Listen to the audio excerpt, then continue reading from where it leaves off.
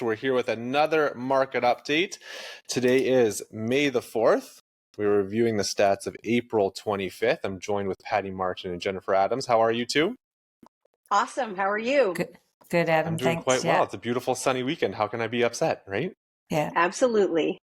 So guys, is this the spring market that brings abundance of opportunity for buyers? What are your thoughts? Absolutely. There is a shift in the market, and anytime there's a shift in the market, this creates opportunity.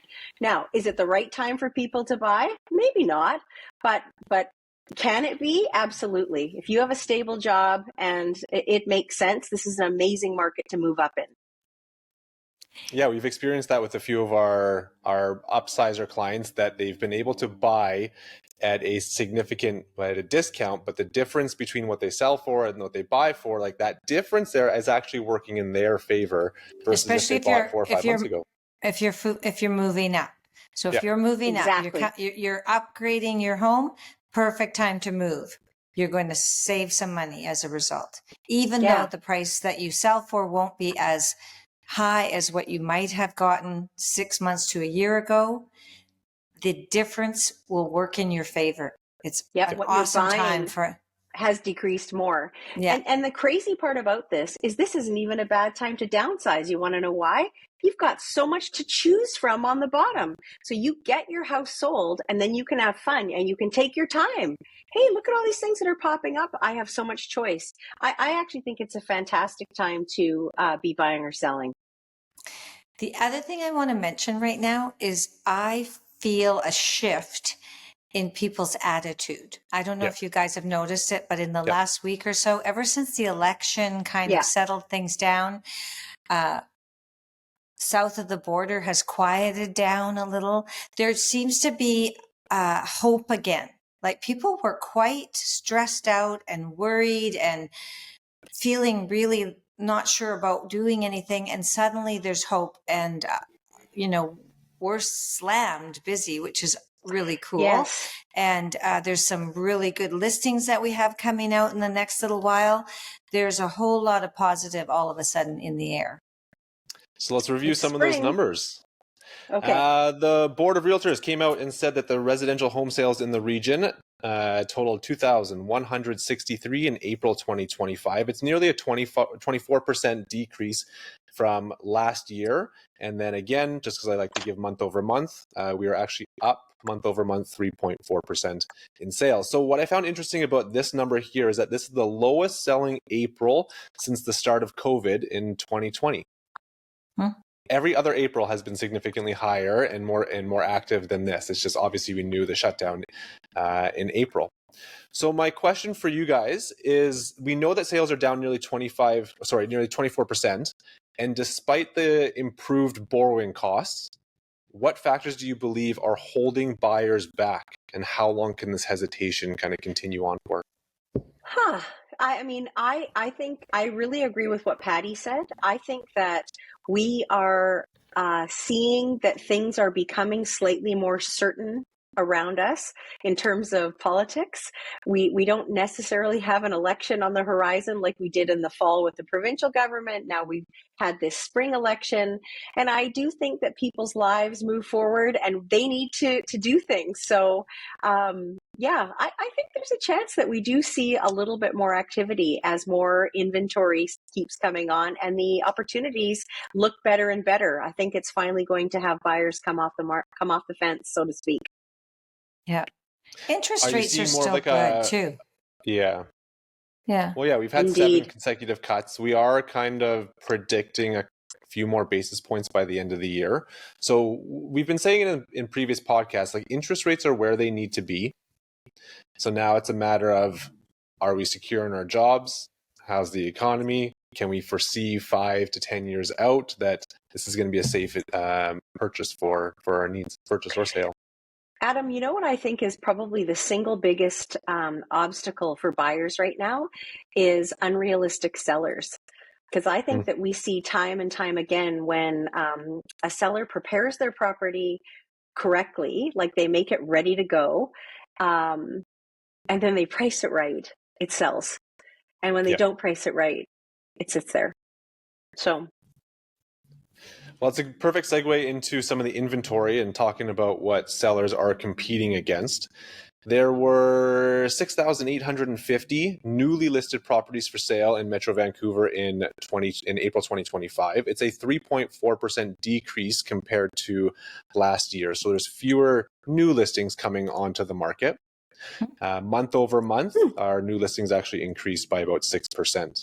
When we're talking about total inventory, we're 16,207 total listings on the market. It's nearly 30% increase compared to last year, and it's 47.6% above the 10-year average. Yeah. Do you know, it's an interesting thing, guys. I always, I love your numbers, Adam. You know I do. But I have more. I know you do, but I like the tried and true, simple way. Just drive a neighborhood. Yeah. And tell me how many The for sale signs you see. Yeah. Because I cannot believe when I go into some of the neighborhoods, we haven't seen this in a really long time. Yes. Where there's so many choices and they keep multiplying. It's happening. And when I took a look at the stats just throughout the Lower Mainland, and I'm talking from, Ladner to West Vancouver, there's only say 3 data points we look at, right? We look at inventory, we look at sales, and then we look at sale price. Yeah. And so here's what's happened. Inventory is up, sales are down. But the interesting part is in only about half of all the markets has price been affected. So in some markets, even with those conditions of inventory up and sales down, some of them have prices up for whatever reason. Mm-hmm. So this is the interesting part about stats. But it's the start of a shift, right? So we can't, it's too soon to talk about price changing significantly until you have a couple of months with an increase in inventory month over month. And that is already happening. Look at the attached. Like the attached has if we look at belief. Richmond, if we look at Richmond, last year in April, there were 758 attached listings. So that's condos and townhomes. This year, it's 1,258. Yeah. That's and significantly more. Yeah, way less. Way less. Yeah. So my question for you guys is, right now, inventory is at the highest point since 2014. So an 11-year span. Wow. How does this affect your conversations with buyers who have been struggling with, is this the right time? There's so much choice out there. Like, how do we advise our buyers? Well, first off, there is a lot of choice. That doesn't mean it's a good choice. Yeah. And sometimes taking a buyer, this is what we do, right? You guys, we take buyers out and we show them what there is. I'm guessing that the last few buyers you've worked with, you're still only showing them 1 or 2 really good homes that you want them to buy. And the education about pricing is just easier because there's so much more to show. But how people manage and take care of things, and how incorrectly priced some of this stuff is, to your point, Jen, where the sellers are still back a year back in terms of what they think things are going to sell for. Those are all factors that make a buyer make a decision, yes or no. And so even though there's a lot more inventory, there's still only so many things that they would actually buy. I agree with that. So, and follow-up question to that one, because we briefly touched on price point. How are you advising your buyers to approach negotiations in this market where prices are softening, but we're not seeing that drastic shift? I think we rely heavily on stats, and we rely heavily on previous sales, because those don't lie. People can list for whatever they want, but it's what they sell for that creates a data point and helps us help a buyer determine what the value of a home is. And of course, we do all sorts of things. We're looking at, which way does the property face? Is it on a busy road? How close to schools? Like what, it depends what the buyer's looking for. But of course, we're approaching it with, let's write a reasonable offer, but let's negotiate is what we're doing right now. Are you finding that most of your buyers are coming in well under asking full subjects, or are you finding that most of your price points are more in line with the comparables and the seller's list price is just that much more elevated? I would say like it definitely varies based on the list price. But if the product is priced correctly, there is a little bit of room for negotiation right now. And I find that you have time right now, which is also a wonderful thing for buyers. They can make deliberate, informed decisions. And they have time to think about what they're doing. And that kind of is priceless when you're making this large of an investment. And from a seller's point of view, Adam, what we're seeing, like offers that come in on our listings right now are really low. But with a conversation with the buyer's agent, I'm for the most part able to have them go back to their buyers and have a very solid conversation about what something is really worth. Yeah, because of about course fact. we care greatly that when we list something that we are very upfront with our sellers. We want our sellers to know that we have done the homework, we know what we're talking about, and then we can defend it. And so when those poor offers come in, because everybody hears, oh, there's so much inventory, the market's falling, that they're writing these really bad offers. So, and sometimes buyers want to try, right? Yeah, for sure. Sometimes they They might do. win. And sometimes we don't see them for a week or so, but they, for the most part, if they're interested in a property, come back after doing some more homework. So yeah, there is a way to look at maybe how things have adjusted that we would take into account, but it's not that dramatic at this point. The price change, it's not that dramatic at this point. Moving on into sales to active listing ratio, we just want to know how fast homes are turning over. And so for the month of April, the sales to active listing ratio was 13.8%. It's down from the last month, which was 14.9%. And if we actually break it out into detached, attached, and townhomes, all these segments are down quite a bit as well. So talk to me about the speed of the market. We are showing our houses more. We're possibly showing them 2 or 3 times before we get offers. But are we noticing that homes are starting to sell sooner? Does it take a couple price reductions or adjustments? Like, what are we noticing out there? Well, first off, it depends on what you price it for in the first place. Yes. So let's talk about realistically priced. Realistically priced, paying attention to what's surrounding you, what the last sales are, even somewhat of a tiny adjustment in terms of the rising inventory. The homes are selling. They're selling if they're priced correctly. If they're incorrect, they're sitting.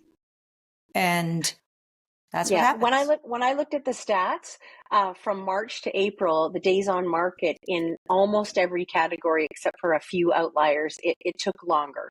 So it can take anywhere from a week longer in April to sell. That's what it kind of suggested than it did in March, and that's just it's a factor of having more to look at. So let's say you're a buyer. Mm-hmm. And you've got a lot more to look at. There's only so many Saturdays from 2 to 4 that you can get out there and squeeze in these looks. So, people work, they have lives, they're coaching baseball at night anyway, and they're not that stressed. They're kind of like, oh, well, gee, it's the beginning of the spring market. There's going to be more inventory, and they're not wrong. Inventory is rising. So that's why we see that days on market just stretch out a little bit. And so this is a perfect segue into our final little section here as we wrap it up. I want to talk about the future outlook and then our strategy. So what would you say to someone who's on the fence about buying this spring? Would you wait longer or act now before that supposed competition is going to come back with another rate reduction, or how the economy kind of unfolds? What do you say to that person? Well, first off, we're not sure we're going to see another rate reduction for a while. Mm-hmm. Yeah. Banks aren't talking about that right now at all. And then secondly, go do your homework and see what's available that you really want to buy. I'm guessing it's one or two out of all of the properties that you can choose from. Yeah. So if there's something you want to buy it. And if there's not, then you should wait. But it's it's a really cool opportunity to actually educate your buyers a little bit about what the market is. It's a lot harder when there's nothing to show them to talk about pricing. This is an awesome opportunity for a buyer to get out there and really understand the market. And do it safely, right? Subjects, inspections, disclosures. For sure. And this brings up another kind of thought, which is when people try to time the market, and that's a scary thing to do. You wait 6 months. We don't know. None of us have a crystal ball. We can't really tell what's going to happen.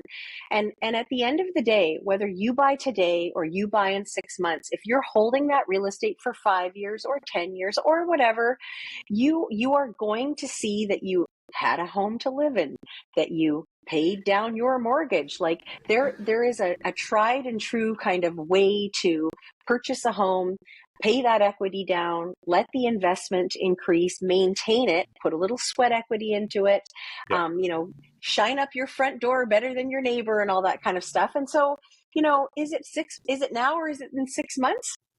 Just get into the market. If you can afford to get into the market, get into it. So are there any last comments? Yeah, I just want to interject that in regards to what Jen just said, we did a series of 3 podcasts that we're going to be sending out to our clients to just discuss if they've had any thoughts about helping a loved one get into the market. It's a wonderful time to be considering that. So those podcasts will be coming out 1 a week. We've got a mortgage broker to talk about financing. We've got a downsizer, declutter to talk about if you're going to move yourself in order for it to happen.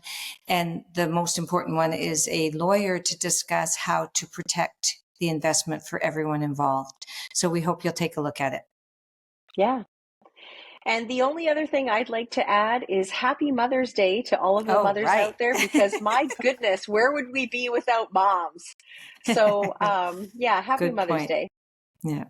Thanks. Awesome, guys. Always great to have you on. Thanks, Adam. Thanks, Adam. Bye-bye.